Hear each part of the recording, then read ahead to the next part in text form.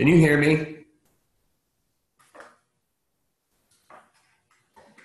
Everyone's muted, so I didn't know. Yes, Steve, I can hear you. Good morning. I feel better. See, I feel very disconnected when there's on technology when nobody's there. So yeah. Yes.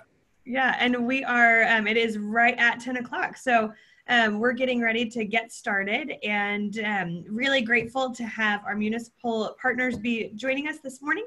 And our first speaker is from the Department of Labor. So as we've been pulling these webinars together and hearing what the needs are from our business community out across Christian County, we definitely saw a need for more information or clarification from Department of Labor on things from mass claims to, what do I do if I'm self-employed and I'm an independent contractor? So this morning, we're very grateful. We have Dee Rose joining us, and she is the Strategic Communications Director for the Missouri Department of Labor.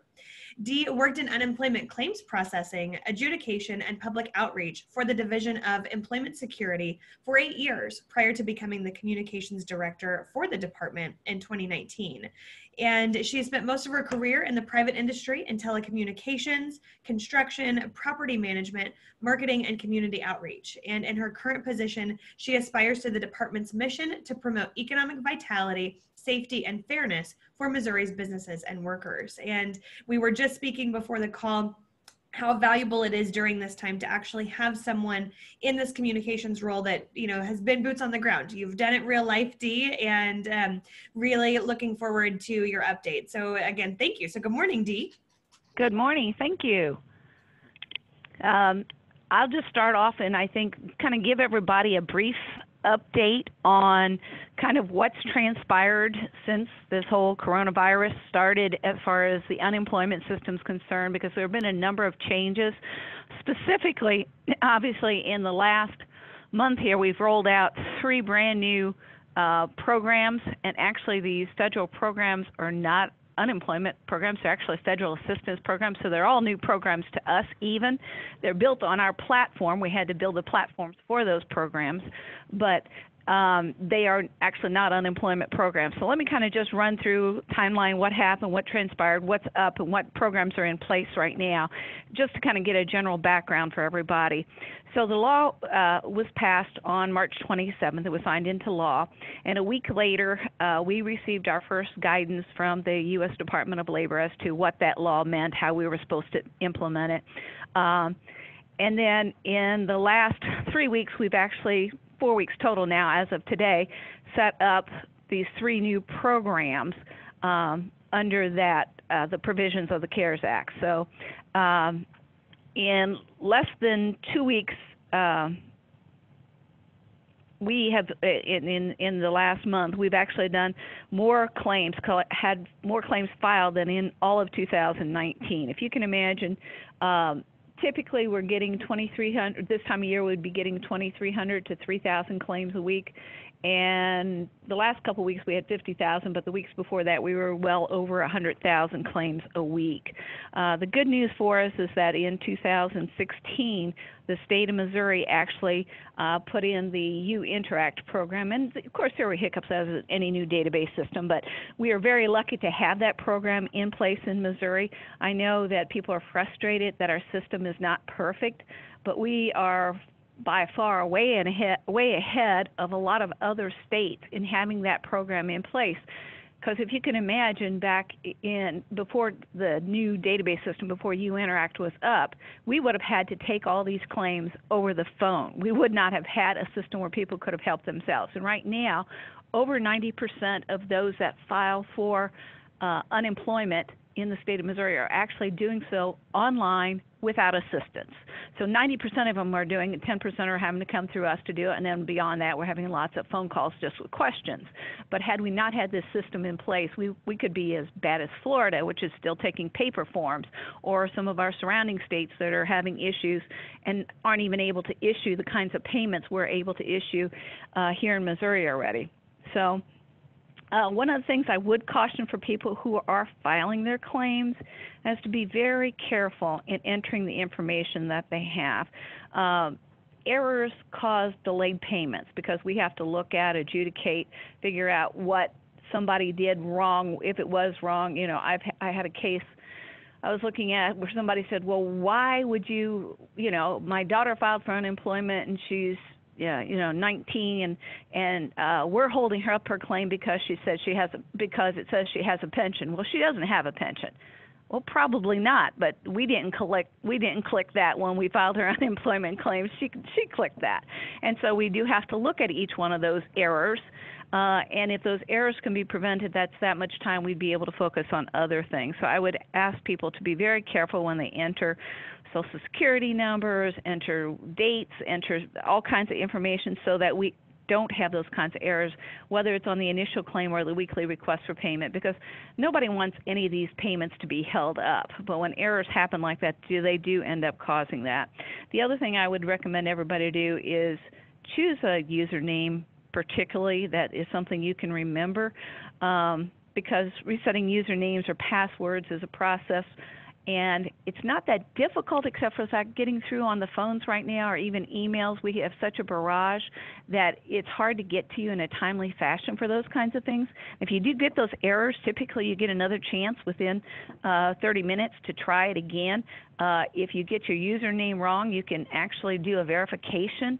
But if you fail the security verification, that's something we need to address, because we need to make sure that everybody's information and data is held secure and that it's not being hacked by someone.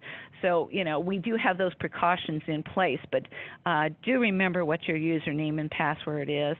Back to kind of where we were with the different provisions of the law that passed. On April the 4th, we got our first guidance on the Federal Pandemic Unemployment Compensation Program, which is the FPUC.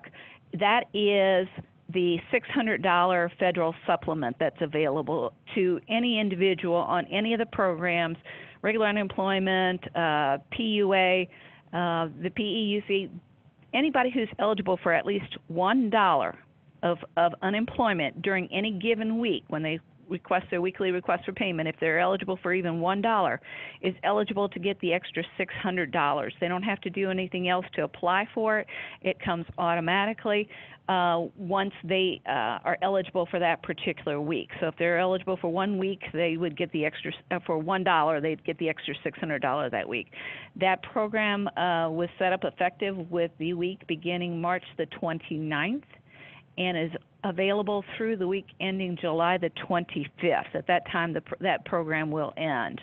Then on April the 5th, we received guidance about the Pandemic Unemployment Assistance Program, which is the one most people commonly think of as a program that's available for gig workers and independent contractors, those types of individuals. But it's also available for individuals who may not be available for regular unemployment benefits. People like, say, a college student who just got out and who doesn't have the employment history to be able to file for unemployment. Individuals who work for nonprofit organizations that don't typically pay into the unemployment fund, so we wouldn't have wages available to make them eligible for the regular unemployment. To be eligible for the PUA program, though, an individual does have to first apply for regular unemployment, and then they would get a notice saying that they are not an insured worker. That's the language that actually comes up, not an insured worker, because there's not wages that or taxes that have been paid into the unemployment fund for them, which is typical of somebody who is self-employed. So they would get that notice that they're not an insured worker, and then they could go on. There's a tab for unemployment claim. They could pull a drop-down tab for pandemic unemployment assistance, and then they could file for the PUA claim at that point. Now, there are individuals who are eligible for regular unemployment, and the way the law reads is if you're eligible for regular unemployment, you're not eligible to take advantage of the PUA program. Either way, you're going to get the extra $600, but you're not eligible for the PUA program automatically, because if you're eligible for regular unemployment, that's what you have to use first. So say you have a gig worker who also works part-time at some retail operation. Well, the retail operation would have paid into the fund for them, and they may be eligible for a smaller amount than they think they're eligible for under the PUA, but the way the program runs is if you're eligible for regular unemployment, that's what you use first. You can't pick and choose which program. So then but then if you're on the PUA, you actually get on the PUA program. There's several qualifications that need to be met on that program. They are on, and thank you for pulling it up on the website there, our unemployment information webpage. We have a special webpage set up for the coronavirus questions particularly. So this one is labor.mo.gov/coronavirus. And there is a particular FAQ on there that is particularly about self-employed workers. And there's a listing of about 10 or 11 different qualifications. It's bulleted. I think it's question like 8, 9, 10, somewhere in that range. Here we're coming up on the individuals. Try question 9, I think, maybe there. Yeah, so there's the particular qualifications. So in addition to being somebody who doesn't have enough wages to qualify for a regular unemployment claim, they also have to meet at least one of the other stipulations there. And again, these are federal programs. These are not something the state set up. So these are stipulations that were set up by the federal government. You have to also meet one of those additional requirements. And when you file, they're going to ask you if you meet any of those. And the federal government is very strict on these programs. So they're asking you things like, is this above information correct? And you certify it is correct because under penalty of perjury, you're agreeing that these things are correct. So, but under the PUA program, if somebody is eligible, they can receive anywhere from $133 to $320 a week. Of course, $320 is the maximum in the state of Missouri. And so everybody qualifies under that program for a minimum of $133 a week, plus the $600, of course. And if they would like to receive more than that, they would have to provide proof of earnings to show us, and that is in question number 8, some of the things that we're going to ask for proof of earnings. If they haven't already filed their 2019 taxes, we'd ask for basically what we're asking for is that supporting information that you would typically file with your taxes if you haven't filed it yet. If you can give us copies of 1099 and that type of stuff to show us that you have the earnings to be able to support us being able to then increase your benefit amount upwards to $320 a week.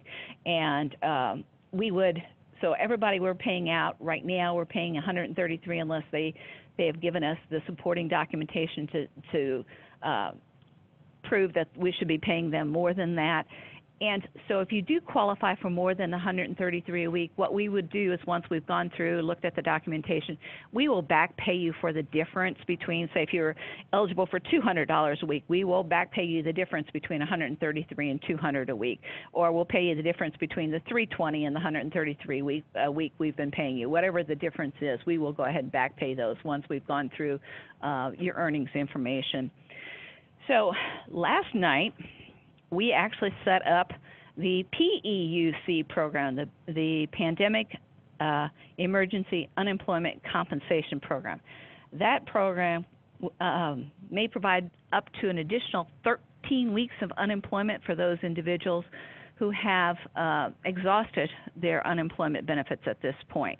So if somebody still has a current claim year, we're asking them to continue to request payments the way they have been, even though they're not getting paid, so we can go ahead and process those payments out quickly. In fact, either tonight or tomorrow we'll probably be processing some payments out to those individuals because we just set up that program last night. Anybody and we'll be sending mail or email to all the individuals that are potentially eligible for the PEUC program. Those are going out today to individuals.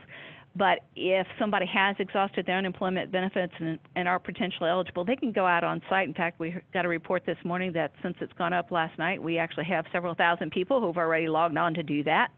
And all they need to do is look in their unemployment on their UInteract account, look under the tab for correspondence, and it'll give them instructions on what they need to do, how they need to do, what they need to do to file the PEUC claim at this point and receive benefits under that program. So the only other thing I might caution people about at this point is, of course, a number of employers are getting their Paycheck Protection Program loans, and that's a wonderful program of, where their loans can be forgiven. But employees who are paid under that program should not be paid under regular unemployment, because if they're getting, and we are getting reports from some of the claimants already, that if they're getting these payments, their employer is back paying them, for instance, for those wages during a certain period of time where they were drawing unemployment, those individuals will be overpaid unemployment for that period of time because they were getting paid by the employer. They're getting their regular paycheck from the employer. So we're having to go in and do overpayments for those individuals who have claimed. So it's really important, if your employees are getting it, you let them know as soon as possible so they can stop paying unemployment, because we don't want to, and nobody wants to get them in a situation where they're then going to be overpaid and they have to pay back those monies. And that includes the $600, because if they're overpaid, they're not going to be eligible to get that either. So we want to try to watch that, be careful of that. Because we just don't want to cause more issues for anybody at that point. So, not that I know a lot about the Triple P program, but I do know that if they're going to get paid, then they're not unemployed. So I just want to caution folks about that. With that, I don't know if there's, what other questions we want to try to take here. Sure, Dee, thank you. And I know it's fast and furious. I'm sure by this point you are living and talking about these programs in your sleep. We had a couple questions submitted previously and then some live, so I want to make sure we can get to that. And I've actually pulled up the portal itself. So this is kind of the internal, so we can reference those things or where you might go when they have that information. Some of our live questions, one was, could you walk through the exact reapplication process for submitting a PUA and where you might go when you get that? Okay. Yeah, for the PUA program, again, you first have to file for a regular unemployment claim and get that denial notice that you're not an insured worker, that you're not eligible to receive unemployment benefits under the regular program. After you've done that, after you get that notification, and most of them will pop up right away when you file, but sometimes there's a delay because we're verifying wages or something in the system says you may have earnings in another state, and we have to verify that first before we can do anything. But most people will be able to get that right away. Then when you do that under the unemployment claim, thank you. You drop down, you'll see where it says pandemic assistance. That's a PUA claim, and then you can file for a PUA claim there. And it will ask you a series of other questions that the federal government, of course, is requiring in order to be eligible for a PUA claim. And again, I'd be very careful in answering the questions because some people have tripped themselves up. And after they've certified under penalty of perjury that those questions are correct, they're coming back to us and saying, oh, no, that's not what I meant. So just make sure you read through it and you click the correct answers on those. People do make mistakes, but, you need to be careful when you're certifying something that is indeed correct and true. So, but that is the way. And then the pandemic, since they don't have a protest period, those people receive payments fairly promptly, at least 133 plus the 600. So they'll receive those right away because there is no protest period, because if you're self-employed, who's going to be doing the protest? It's yourself. So there is no protest period for somebody who's self-employed.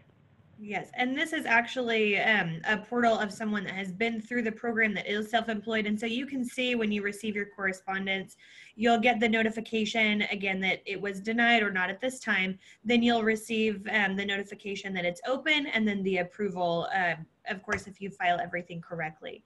And then if you click on any of those blue, highlighted in blue on the side there, it actually takes to a piece of correspondence that tells them all the details. That's the actual letter. So. The direct letters, yes. So for privacy, I won't do that in this portal. Correct. But, yes, you can definitely do that. Now, one of the questions that we had, and for anyone that has dealt with the program before or typical unemployment insurance, is the weekly request. So can you clarify, through the pandemic, do you have to do the weekly request for payment if you are an employee or if you are a self-employed or an independent contractor? I will make this crystal clear. If you do not request payment during a week, we don't know that you're still unemployed and wish to receive a payment. So if you want to receive payment for any particular week, you do have to request payment for that week.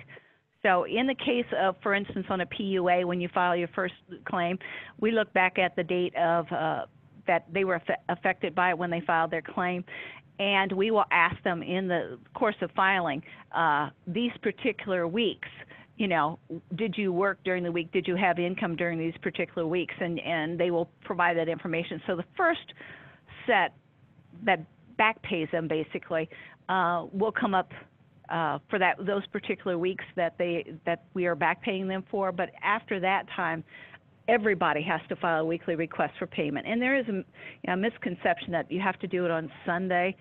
Sunday is the first day that anybody can do it, because you can't request payment for a week until that week's over. Our weeks are calendar weeks, so they're not over until midnight Saturday night. So the first day anybody can request payments on Sunday, but you can request payment. You have actually up to 2 weeks to request the payment. I suggest you get it done same day every week so you don't forget to do it, because 2 weeks later you may not be remembering anymore that you still need to file a request for payment. I know Kansas's system crashed because everybody was doing it on Sunday. So just FYI, our system has not, knock on wood, yet for that, but we do have a high volume on Sunday. So if you want to do it another day, if you do it on Monday, for instance, you're still going to get paid Tuesday at the earliest. It's not going to make a difference. So. Sure. And I just want to clarify what you said. So if someone is self-employed and they filed the PUA, the first installment of the back pay is covered automatically. And then previous to that, you do have to file every week. Is that accurate? All the weeks that we're going to be back paying them for will come up when they file to say, okay, for these weeks, so we will actually list those particular weeks. They will actually get that question at the time they're filing it. Anything after that point, they will have to request the payment weekly. Thank you for the clarification. About 65% of our businesses here in the county are either self-employed or those that are, you know, very small staff, and they're dealing with this all on their own without an HR person to direct that. And so we've gotten a lot of questions about that process. So I really appreciate it. Some additional questions that we've received. Can salaried employees participate in the shared work program if their hours and salary are reduced? For example, someone who normally works Monday through Friday 8 to 5 is reduced to Monday through Thursday, 20% wage and hour reduction, and thank you in advance. Typically, we would not let me put it this way. If somebody 1 week works 70 hours, and that's what you're only paying them for 40 hours worth of work because they're salaried. It is hard to then turn around to those individuals and say, okay, now this week you're only going to work 32 hours, so we're going to cut your pay because you're only working 32 hours. Typically, this is what we would say and do, but this is not a typical time. And there are people who are, for instance, salaried who really only work 40, maybe 45 in a week, and maybe some weeks are only working 35, and you do pay them just the same amount any of those particular weeks. It's not really fair to somebody who's working 70 hours a week to say, now we're going to cut you to 32. But that said, yes, you can take a salaried employee as long as you're cutting their wage and their hours by 20, their regular hours, which would be off of the 40, not off the 70 hours they're working, off the 40, you can put them on the shared work program. Wonderful. The next question that we got from an employer directly, it says, I got locked out of You Interact as an employer. I called the number on the notice, the 573-751-5040, to reset this morning at 8 a.m.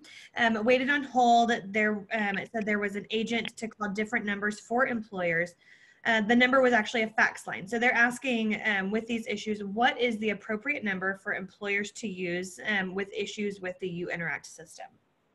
I think the number is, I'd have to look up, but I think it's 751, well, 9040 is the regular line. There is a special line for employer accounts. Look it up here. I don't dial it often enough myself to know what the number is for employer accounts. Sure. I appreciate you looking for that.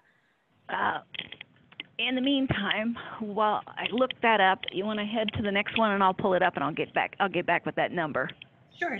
So I know you touched briefly on the PPP interaction with the PUA program.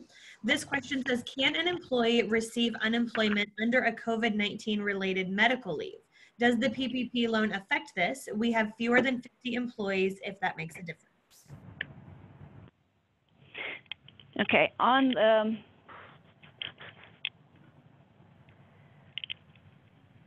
they can be, there are some provisions, and you want to go to our FAQs that say which provisions somebody can particularly, but there's also the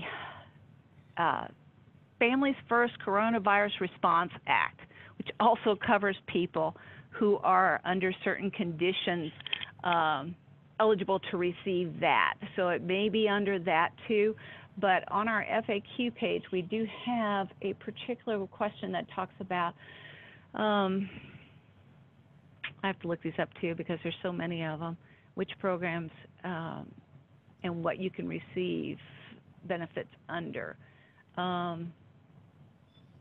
Because under the PUA, if somebody does have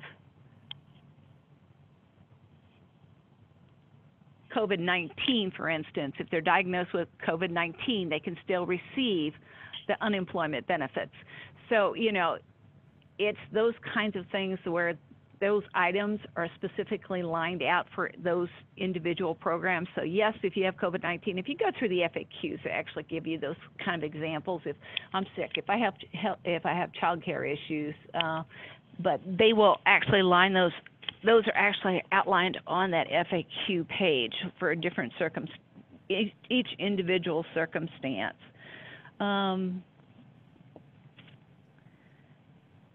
Still trying to look here.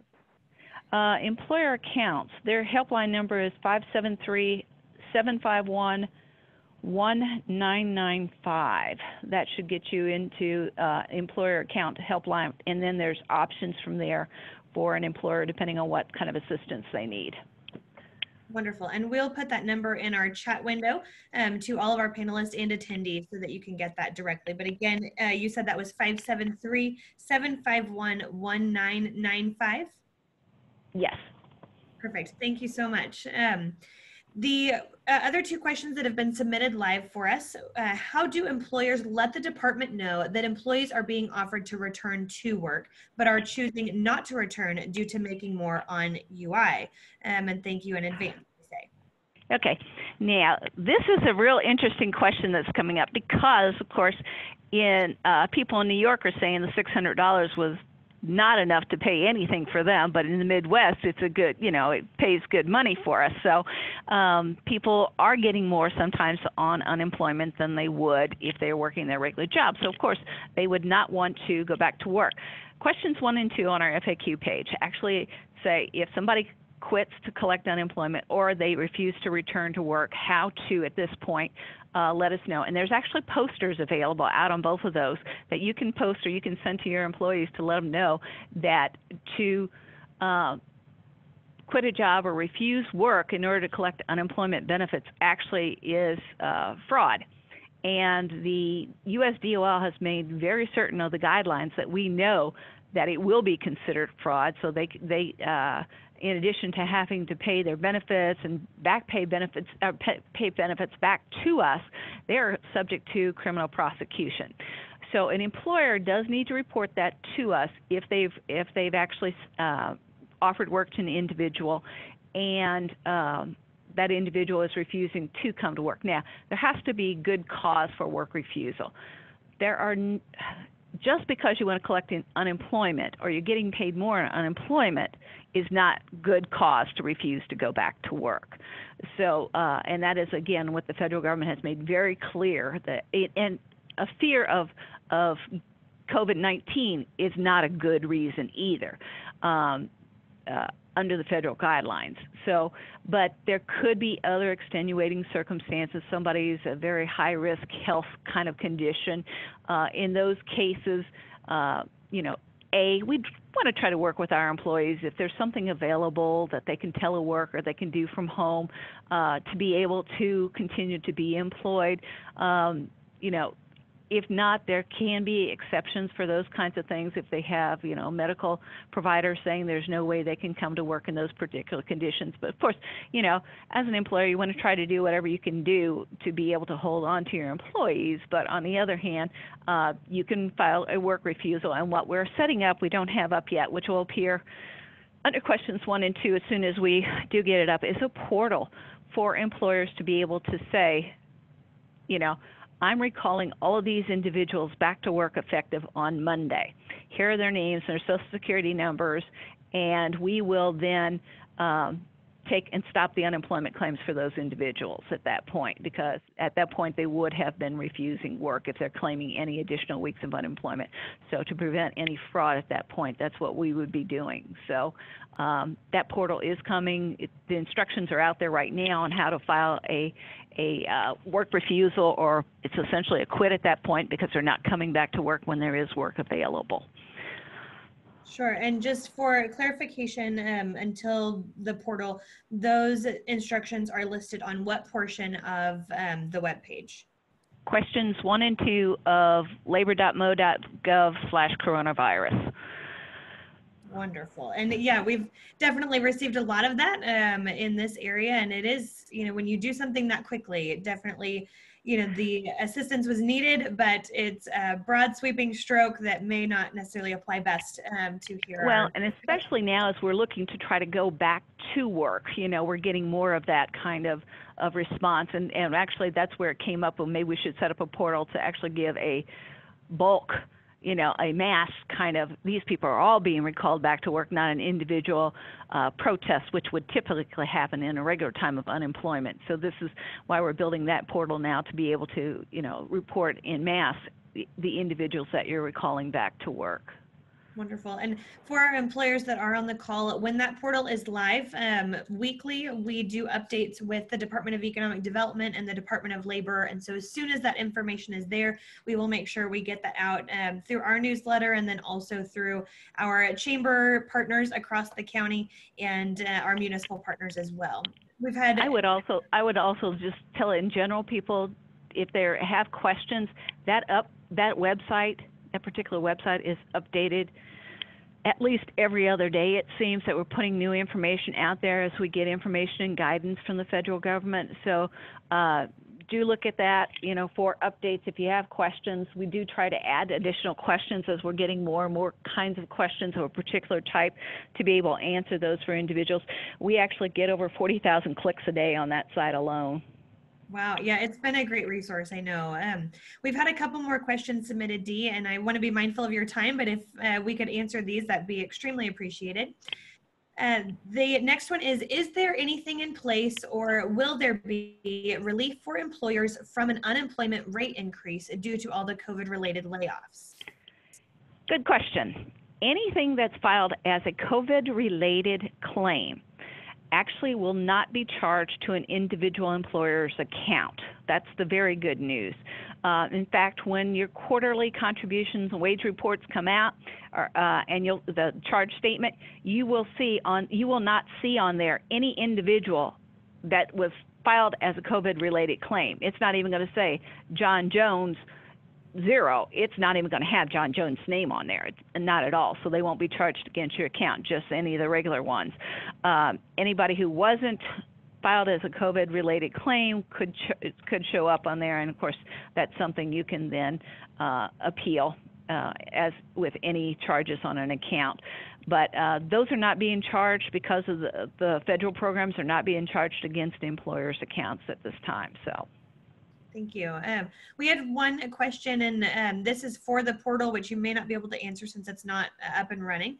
It says, all an employer needs to do is put all employees' names, social security numbers, etc. in the portal, and the date employees will be requested back to work. Is that correct? And so is that kind of the information that they're going to need to gather in order to do that claim that they're going back to work? That is my understanding at this time, but again, the portal is not up. And I will tell you, again, with everything I'm saying and what the laws are right now and the guidance we have right now, what I'm speaking to on all this stuff is what is that we know available at this point in time, because as we continue guidance, things do change, and that's why we change things on our website too. But yes, that's my understanding at this time. That's all we should be able to need to be able to upload that information into our database system.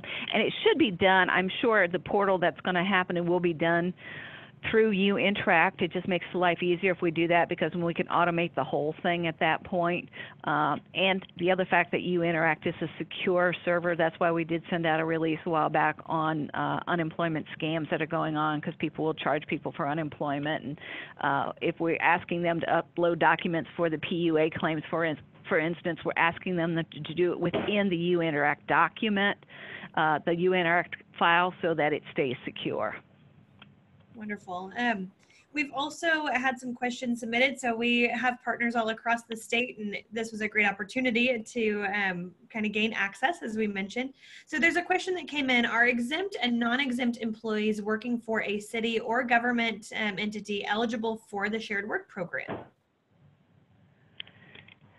Reimbursable employers can use the shared work program. It's not probably as we've had fewer use it, because the way it works with for contributory employers is that they are then charged the percentage of unemployment that they've used for each individual's account. So it comes out the same math, whether you've got 5 employees on shared work and each of them working 20% of their hours and each getting 20% of their unemployment, or one person laid off, and either way, you know, if it ends up being $320 a week.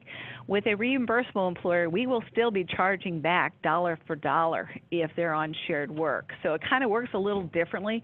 They can use the shared work program. We don't have as many do it, because the advantage on a reimbursable employer is that what they're really doing is shifting the time period of the funding. Where a regular employer pays into an account and we pay unemployment out of that account, a reimbursable employer gets charged when, you know, when we have those, when we receive those charges, or when we get that, when we are paying out the money, the reimbursable employer then has to reimburse us. So it's a shift in when they're using their funds out of the business account, or in this case the government's account. But so it's not as valuable to them, but it can be used for that, yes, and they are eligible to use the account. Okay, appreciate the clarification. I was just going through my list here to see if there's anything else that either you didn't cover in the update, or with the questions that were submitted live. I think overall this has been extremely comprehensive, and I know from speaking with those that are either on the employer side of things or those that are self-employed, the communication that's been coming out is greatly appreciated. It's normally to you within a day or two, which is truly amazing, and a testament to the dedicated workers that we have there on our state level that are working for us through COVID-19. Dee, can you just give us one last direction on, you know, the best way to communicate if additional questions arise through this process?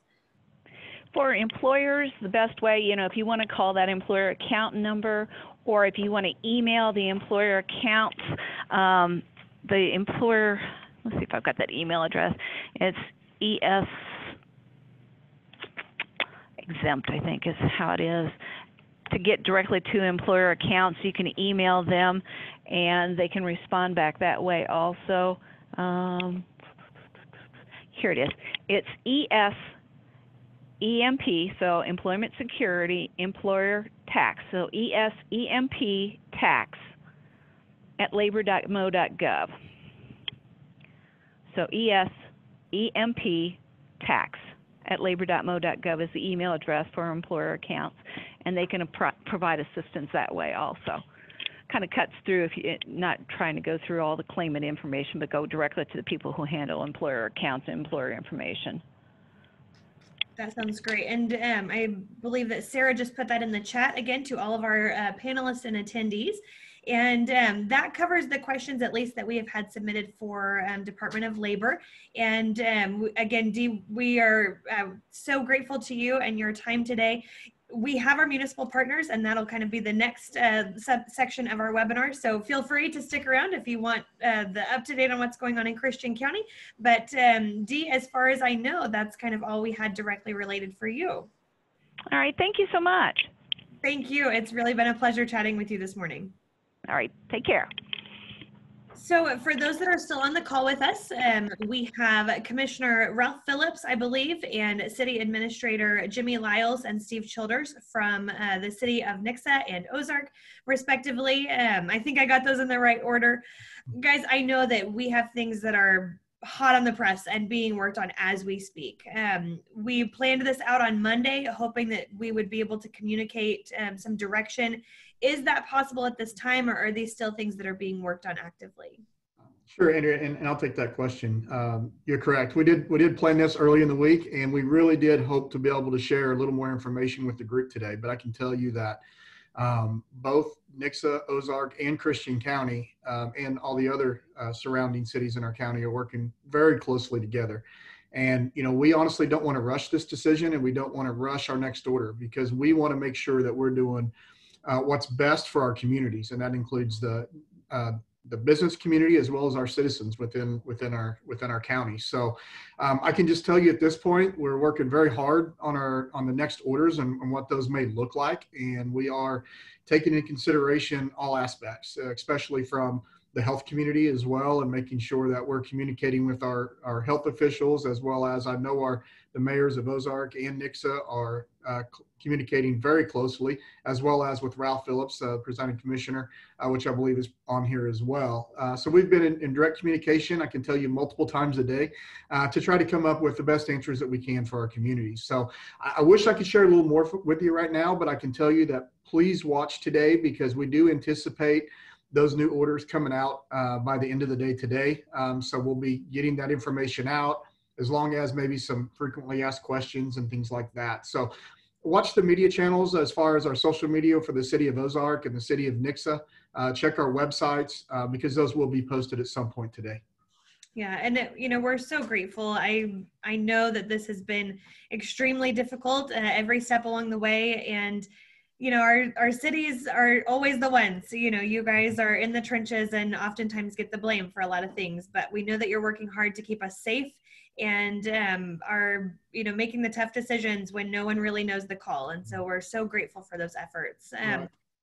I appreciate that. And I just want to comment that, we are very concerned about getting our economy back open and getting our business back open. And that is among the health side of it is definitely a priority, but getting our economy back up and running is also a priority. So we're taking all of those things into consideration. Yeah. And Steve and Ralph, I see that I still have you here as my panelist. I don't know, do either of you have anything to add to the comments that Jimmy brought forth? I do not. This is Ralph. I do not have anything to add. Okay. Hello? Steve had to step off for a minute, so. Okay. Well, Ralph, thank you for the comment. And it sounds like, stay tuned. You mentioned that we are working on, hopefully today is the goal to have the direction on if Christian County, and basically, Jimmy, for clarification, this is direction on if we are following the governor's orders to a T or doing anything stricter, correct? That's the direction in which is being decided?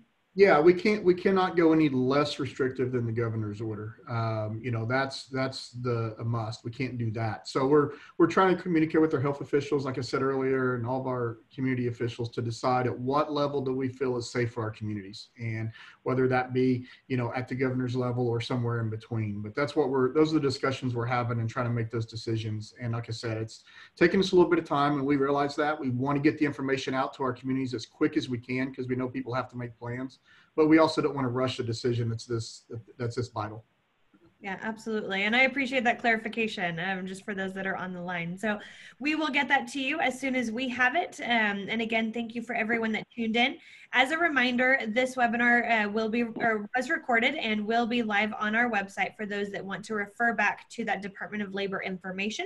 And the numbers that were referenced, again, were through the chat panel. So let us know if you have any additional questions. You can always reach us at info@showmeccmo.com. And we look forward to hopefully connecting with you next week on our webinar following up with COVID-19. So thank you all. Stay safe and stay well. Thank you. Thank you, Andrea.